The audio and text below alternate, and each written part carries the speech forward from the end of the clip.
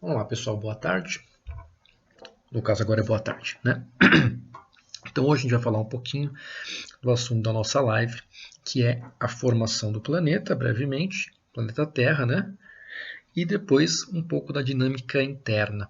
Vocês vão ver que no final, o que vai importar vão ser dois asteriscos, duas coisas principais que tem que ficar na cabeça de vocês.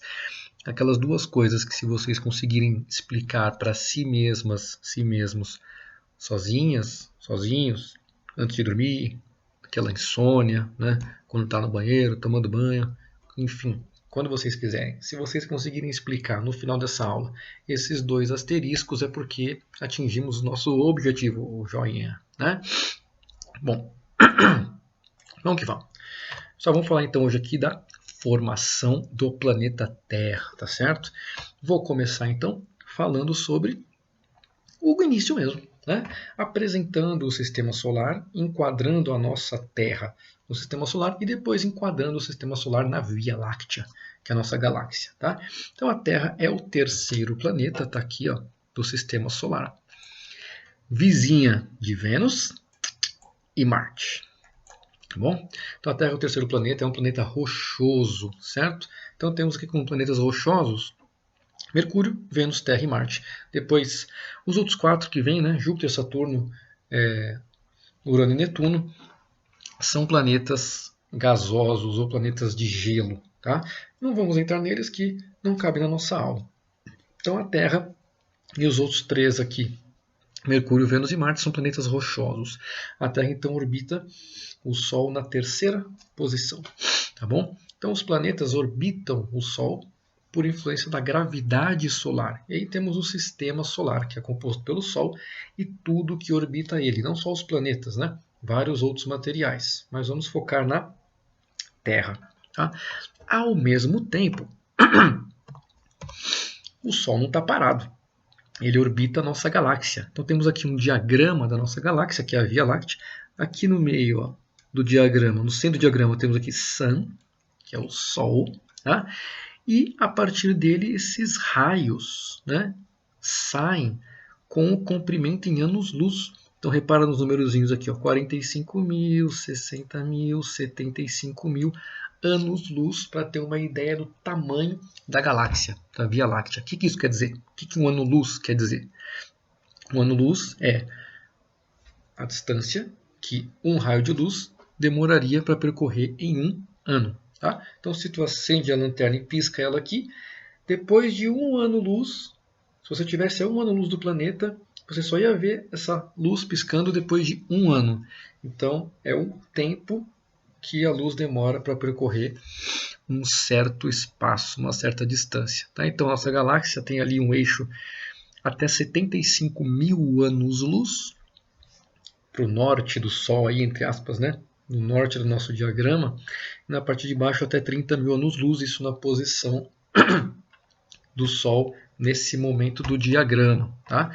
Então o diagrama ao lado localiza o Sol na galáxia, a Terra orbita o Sol, como a gente já viu, o sistema solar, mas o Sol orbita também o centro da galáxia, que é considerado um buraco negro no centro da galáxia, uma grande gravidade que faz com que as coisas da galáxia orbitem esse centro do mesmo jeito que os planetas orbitam o Sol. Tá? A única diferença é que para a Terra orbitar o Sol demora um ano, né?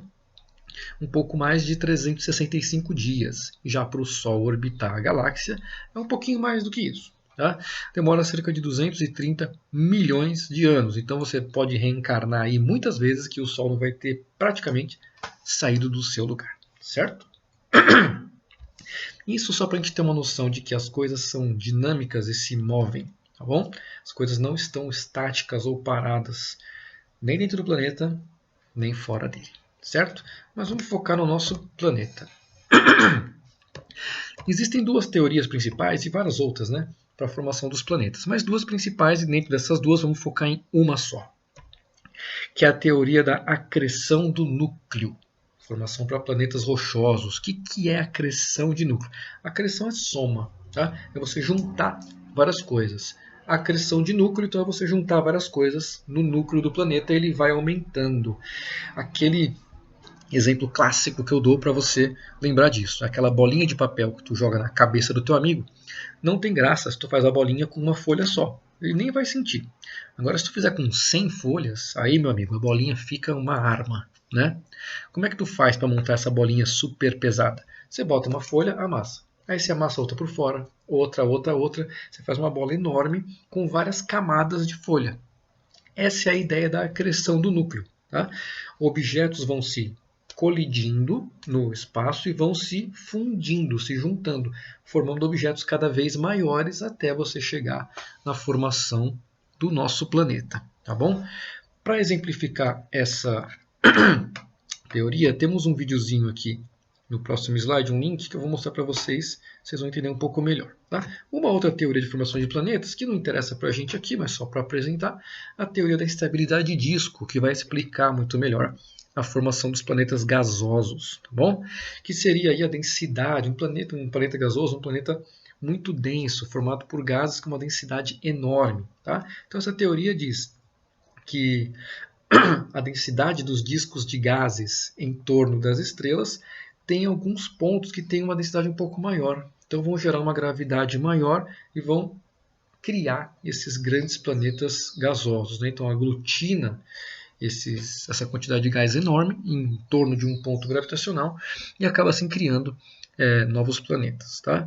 Então são duas entre várias teorias que existem, mas vamos ver então aqui um videozinho que na verdade é uma parte de um documentário que tem aí o link para vocês. O documentário está no YouTube, tá? Um documentário de mais ou menos 1h30, mas aqui entre 1 minuto e meio, mais ou menos, e 4 minutos e meio, mostra sobre a acreção do núcleo. Vamos dar uma olhadinha aqui para vocês terem uma ideia. Tá aí, rodando, né? Então, pessoal, a gente tem um trecho, tá? O início do documentário, que vai começar mostrando esse material todo solto pelo espaço no sistema solar. E aí a gente vai observar algumas colisões. Algumas das colisões destroem esses materiais, outras aglutinam, ou seja, somam. Os materiais vão se colidir, uma parte deles se perde, a outra se funde, formando um novo objeto. Tá? Conforme os materiais vão batendo e se fundindo, vão formando objetos cada vez maiores. Quanto maior o objeto, maior sua atração gravitacional também, maior sua superfície. Então, mais e mais material começa a se chocar com ele, ele vai aumentando cada vez mais a sua massa e a sua superfície, formando assim, chegando a formar os nossos planetas rochosos e algumas luas também. Então, essa é uma das teorias aceitas para a formação do nosso planeta. Então, a acreção, a soma de materiais a partir do núcleo. Por que a partir do núcleo? Porque começa de dentro para fora, né? Então, você começa lá com o núcleo e vai somando as coisas até ficar grandão. No caso aí, exemplificando o planeta, repara que é uma bola de lava, né? De magma, tá? Ah, professor, não tem rocha ainda, não está sólido. Não, porque quando você bate, você também gera calor na batida, né? Então imagina, várias e várias colisões, gera muita energia, né? A energia cinética da colisão se transformando em parte energia térmica, e essa energia térmica é muita acumulada e gera muita temperatura, por isso o material ainda está derretido, né? Por causa da temperatura alta, não está no formato sólido ainda, está no formato mais viscoso, mais líquido, por isso que a gente não vê a crosta, por enquanto é tudo magma, tá? Como se fosse um enorme planeta com a superfície de magma, uma enorme bola de fogo, tá certo? Então esse videozinho é legal porque ele mostra os materiais se chocando e formando um material maior, é a teoria da acreção do núcleo, tá bom? E por causa da grande temperatura, até a superfície ainda era extremamente quente, por isso não era sólida ainda, tá bom? Vamos voltar para o slide. Beleza. Então, deu para ter uma ideia legal. Quem quiser assistir o documentário inteiro, manda bala, tá? É em português. O ruim é que essa narração de documentário dá um sono, mas quem tiver na empolgação aí, simbora, né? É legal. Traz bastante informação, com certeza vai ajudar, tá bom? Bom, aí vamos ver as estruturas da Terra. Pessoal, aqui cabe uma observação. Existem várias estruturas internas do planeta, tá? Aqui está bem resumido. E, na verdade, nos livros didáticos é muito mais resumido do que isso. Tá? O que vai interessar para a gente aqui? Bom, as camadas que mais aparecem são a crosta, o manto, que às vezes nem aparece dividido em superior e inferior, parece como uma coisa só, o manto, e o núcleo, que às vezes também nem aparece dividido em interno e externo, só aparece crosta, manto e núcleo. São as principais, tá? E para a gente não vai nem interessar o nome delas. O que vai interessar lá no final é você conseguir fazer 2 asteriscos aí, como eu falei, você se auto-explicar isso, né? A interação entre o núcleo e o manto e a interação entre o manto e a crosta. Conseguindo explicar isso, legal, fecha a aula, vai dormir e acabou. Tá bom? Gabaritou. Mas vou passar aqui em um por um dessas camadas e transições, só para vocês terem uma ideia. Então a primeira, e para a gente vai ser a mais importante porque é onde a gente vive, né? Onde está a biosfera do planeta, onde acontecem as formações do relevo e tudo, que é o que a gente vai estudar. Então a primeira que é a crosta. A crosta é a única parte sólida do planeta, certo? É a parte mais externa. Por que é a única sólida? Porque na parte externa do planeta está frio o suficiente para o magma se solidificar. Tá? Pensa no gelo, formação do gelo na geladeira. Se tu bota água na geladeira, a geladeira não é fria o suficiente para a água virar gelo, ela só fica gelada. Mas quando tu bota no freezer, aí ele é frio o suficiente para a água sair do estado líquido e ir para o sólido. Então é a mesma coisa aqui na Terra. A Terra na parte externa ela é fria o suficiente para o magma se solidificar e virar rocha. Então por isso a gente tem uma casquinha muito fininha ao redor do planeta. Fininha quero dizer assim, você vai ter aí locais que a crosta vai ter 30 km de espessura, 50, 70, depende do local. Ela é um pouco mais fina, um pouco mais grossa. Tá? E comparado com o planeta inteiro, isso é muito, muito pequenininho. Tá? Então até o núcleo da Terra você vai ter aí pouco mais de 6 mil quilômetros. Comparar 30, 50 quilômetros com 6 mil é muito pequeno. É como se pegasse uma maçã, cortasse no meio. Eu não gosto de maçã, então eu não faço mais. Quem gosta, né? Corta no meio a maçã e compara a grossura, a espessura da casca da maçã, que é muito fininha, com a maçã inteira. Você vai ter uma ideia da espessura da crosta com a Terra toda. Tá? É muito, muito fina. Tudo bem? Aqui do lado traz uma divisão entre cima e cial. Pessoal, isso aqui vai entrar mais como curiosidade. Tá? A crosta tem várias diferenças. Não é toda igual, nem toda homogênea, então você tem várias composições diferentes. E aqui tem uma divisão entre crosta continental, cial, e crosta oceânica, cima. Tá? Resumindo, composições mineralógicas, então, dos minerais que compõem essas rochas, né, composições geológicas diferenciadas entre as duas, fazem com que uma seja mais densa que a outra, por isso a crosta oceânica ela é um pouco mais baixa do que a crosta continental, como se elas estivessem flutuando no magma. Repara, elas não flutuam no magma, tá bom? Mas só para esse exemplo, como se elas estivessem flutuando. A crosta mais densa afunda um pouquinho mais, a crosta menos densa fica um pouquinho mais alta. Então aqui afunda mais é o assoalho, né? O chão do oceano, aqui afunda menos. São os continentes que estão para fora d'água, tá bom? Mas isso é um detalhe que interessa para a gente. Crosta é a parte sólida do planeta, como se fosse a casquinha. Se forma porque é onde o planeta é frio o suficiente para o magma sair do seu estado plástico, viscoso e se solidificar, tá bom?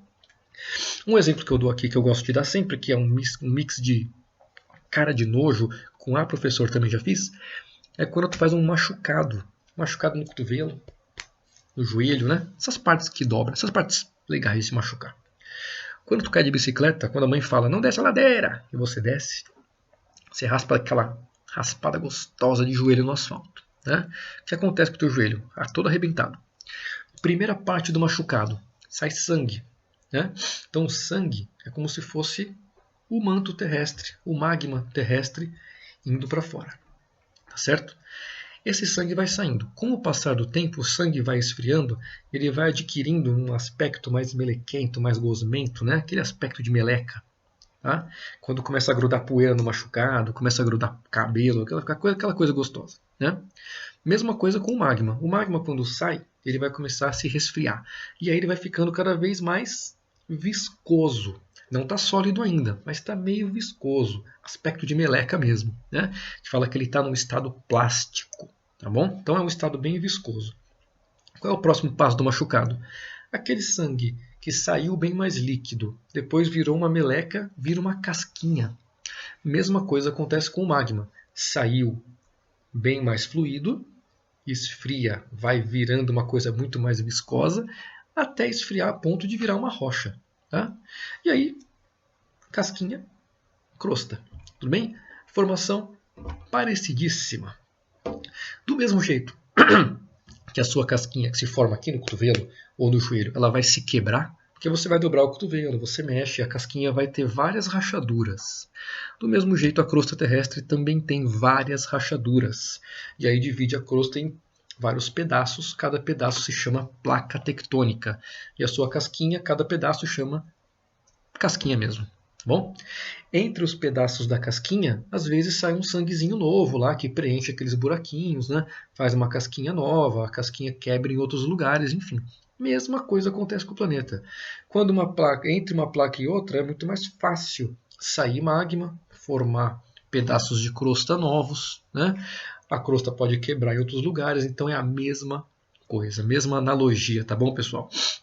Então a crosta, parte sólida, formada pelo resfriamento do magma. Quando o magma sai, ou quando a Terra esfriou o suficiente, esse magma começou a solidificar e formar pequenas casquinhas ao redor do planeta. Casquinha toda quebrada, toda fraturada, cada pedaço leva o nome de placa tectônica, certo? Maravilha. A próxima camada é o manto. Está dividido aqui em manto superior e manto inferior com uma transição no meio. Pessoal, qual que vai ser pra gente, né? Pra gente aqui, o que importa é a diferença. Quanto mais para o interior do planeta tu for, mais quente vai ficar. Quanto mais quente, mais próximo do estado líquido está o material. Então a diferença básica entre manto superior e manto inferior, para a gente aqui, vai ser justamente a questão da temperatura.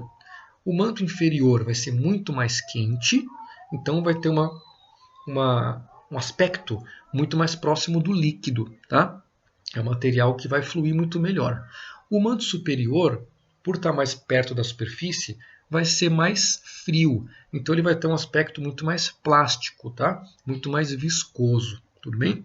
Então, manto superior, manto inferior, para a gente, o que vai contar a diferença? Diferenças de temperaturas vão deixar o manto superior mais viscoso, mais meleca, né? E o manto inferior mais próximo do líquido. Não líquido, mas mais próximo. Bom? Entre um manto e outro, a gente tem aí uma zona de transição. Pessoal, essas zonas de transição, tanto a zona do manto quanto essa camada D, que são zonas de transição, nossa, professor, como você sabe que existe? Ninguém foi lá, tá, pessoal? Ninguém foi até o manto até hoje, nem até o manto superior. Aquele filme que você viu, o cara vai para o núcleo da Terra, é um filme. Bom, ninguém foi. Mas através de estudos sismológicos, então através do comportamento das ondas sísmicas, ondas que são medidas para o interior do planeta, medidas do seu retorno, como que elas passam pelo planeta, através do comportamento das ondas, a gente sabe que a onda se comporta de um jeito quando é líquido, se comporta de outro jeito quando o material é sólido. Então a gente consegue ver que o comportamento da onda mostra para a gente que o interior do planeta ele é formado por partes mais viscosas ou mais líquidas e assim por diante. Então a gente sabe que existe uma área de transição entre uma parte e outra, a gente sabe que uma parte é mais líquida, que uma parte é mais sólida. Bom, a partir do estudo das ondas sísmicas, então é uma coisa indireta. Ninguém foi até lá ainda, certo? Então a zona de transição seria uma zona de mudança entre um manto superior e um manto inferior, que para a gente vai interessar que o superior é mais frio, portanto mais viscoso, tal, e o inferior é mais quente, portanto um fluxo mais aproximado do líquido, mas não líquido. Bom, mais plástico, mas não líquido ainda. Tudo bem? Maravilha.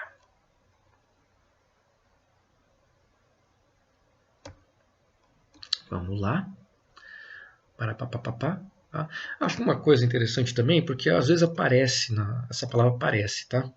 Eu não comentei, mas vamos comentar aqui, ó, astenosfera. É uma palavra que às vezes aparece nos enunciados e tal, né? O que é esse negócio aqui? Tá aqui, ó. A parte inferior formada por magma se chama astenosfera. O que é isso? Ó? A sua parte posterior, junto com a crosta, formam a litosfera. Então, você tem o manto superior, que é o mais frio, né? A parte superior do manto superior, olha lá, onde ele já está virando sólido, está quase virando crosta, essa parte se chama litosfera, lito, né, que vem de rocha, então é a litosfera, a camada de rocha, pega tanto a crosta quanto a parte do manto que está quase virando crosta. E aí a astenosfera é o resto do manto, é a parte de baixo que não está em contato com a crosta, tá? Então às vezes aparecem essas duas palavrinhas aqui, ó. Às vezes pode aparecer astenosfera para vocês, às vezes pode aparecer, cadê ela? Litosfera. Então lembra que lito vem de rocha, é a junção da crosta com a parte superior do manto, que está em contato com a crosta, e a astenosfera é o resto do manto que não está em contato com a crosta, tá bom? Para a gente vai ser isso aí, certo? Bom, manto inferior, camada do manto, já falei para vocês, né? Vamos lá. E vamos para o núcleo da Terra. Esse slide eu vou deixar para o final. Vamos para o núcleo. Tudo bem, pessoal? Camada D é uma transição do manto para o núcleo. E o núcleo é dividido em duas partes, externa e interna. Tá bom? Bom, como eu comentei com vocês, quanto mais para o interior do planeta tu vai, mais quente fica. Quanto mais quente, mais próximo do líquido o material tende a estar. Então, o núcleo externo, que está muito próximo do centro do planeta, claro que vai ser muito, muito quente, portanto vai ter um aspecto mais líquido. Tá? Então a gente fala que é uma camada do núcleo que está em estado líquido. Tudo bem?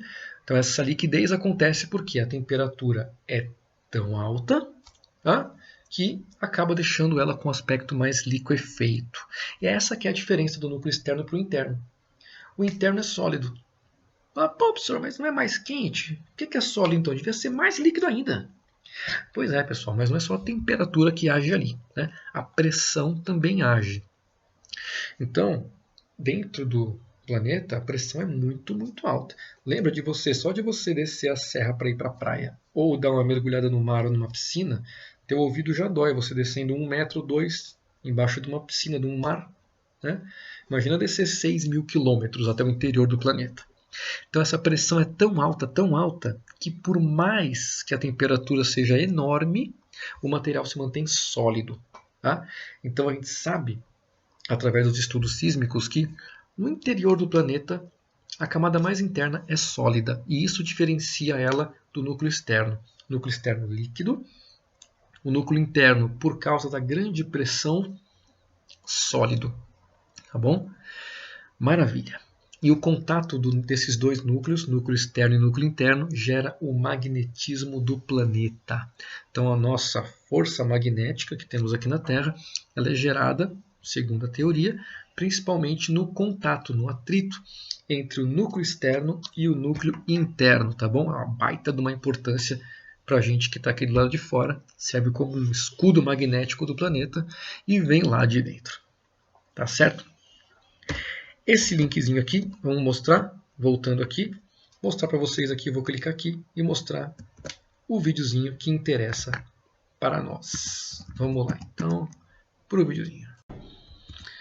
Videozinho rolando, vamos ver. Pessoal, aqui nesse videozinho a gente vai ver os movimentos de convecção do manto. O que são eles? São os movimentos que o manto faz devido à energia do núcleo. Tá? O núcleo muito, muito quente aquece o manto.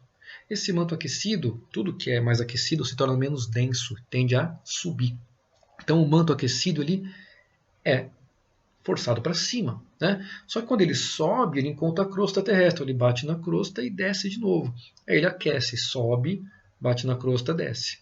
E fica fazendo movimentos circulares, que são chamados movimentos... Nossa, acabei de falar e esqueci. Mas são os movimentos de convecção do manto, tá certo? Então são movimentos feitos por causa do calor do núcleo, sobe, encontra a crosta, esfria, desce. Fica fazendo assim, tá? Então o núcleo dá energia para os movimentos do manto acontecerem. O manto encontra a crosta. Quando o manto bate na crosta, a crosta se movimenta, gerando os movimentos das placas tectônicas, vulcanismos, terremotos e assim por diante. Tá? Formação de relevo e tal. Então são essas duas coisas principais que tem que ficar para a gente aqui, certo?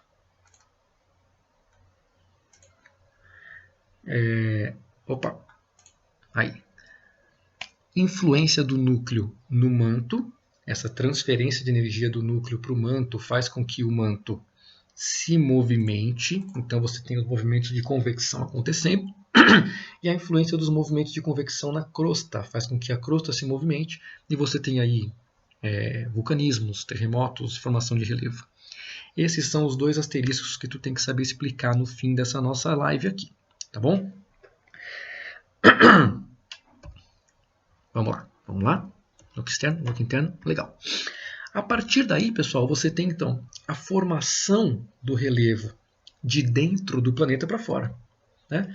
Então você vê que muitas das coisas que acontecem na crosta terrestre elas têm influência interna, influência do núcleo no manto e do manto na crosta. Pensa numa panela de miojo. Né? Com certeza, se tu não fez miojo ainda, um dia tu vai fazer. Tu bota a panelinha com água lá no fogo. A água está parada. Mas quando tu liga o fogo no fogão, ou fogão a lenha, enfim, o que você quiser, quando tu liga o fogo, é como se o fogo do fogão fosse o núcleo. Ele começa a aquecer a água da panela, como se a panela fosse o manto. E você percebe que a água começa a se mover dentro da panela, por causa da energia que está sendo transferida do fogo para a sua água, que nem sai do núcleo para o manto. Quando tu bota o miojo lá, o miojo começa a se mexer também. Por quê? A água está se mexendo, como se o miojo fosse a crosta terrestre, fossem as placas tectônicas. As placas vão se mexer de acordo com os movimentos do manto também. Essas relações têm que estar na cabeça de vocês. Aí o movimento das placas vai gerar os grandes relevos, as grandes atividades sísmicas e vulcânicas do planeta. Tá bom? Vai gerar as modificações na nossa superfície. Então, elas vão ter origem interna, as modificações no planeta elas têm origem interna, a não ser, claro, que cai um meteoro, né? Mas fora isso, origem interna, tá bom? E depois a evolução dessas modificações, a evolução desse relevo, ele vai ser feito externamente. Nós vamos ver numa próxima aula, tá bom? Então, internamente o relevo é formado pelos movimentos da dinâmica interna, né? Vulcões, terremotos, movimentos das placas que são causados pelo movimento de convecção do manto, que é causado pela transferência de energia do núcleo. Então esse relevo é formado de dentro para fora, tudo bem? Depois ele é esculpido, moldado com as forças externas do intemperismo e da erosão, que vamos ver mais para frente. E aí você cria as paisagens diferentes, né, que vão mudando com o tempo, você cria os solos, você cria vários tipos de relevos diferentes e assim vai. Tá bom? Então, pessoal, era isso que eu ia falar. Muitas graças pela audiência. E lembrem dos dois asteriscos aí. Se auto-expliquem. Relação núcleo-manto, relação manto-crosta. Conseguindo explicar isso, maravilha, está feito. Beleza? Qualquer dúvida, então, me procurem aí no nosso grupo do WhatsApp. Ou procurem também pelo Moodle, não tem problema. Vamos nos falando, tá bom? Grande abraço.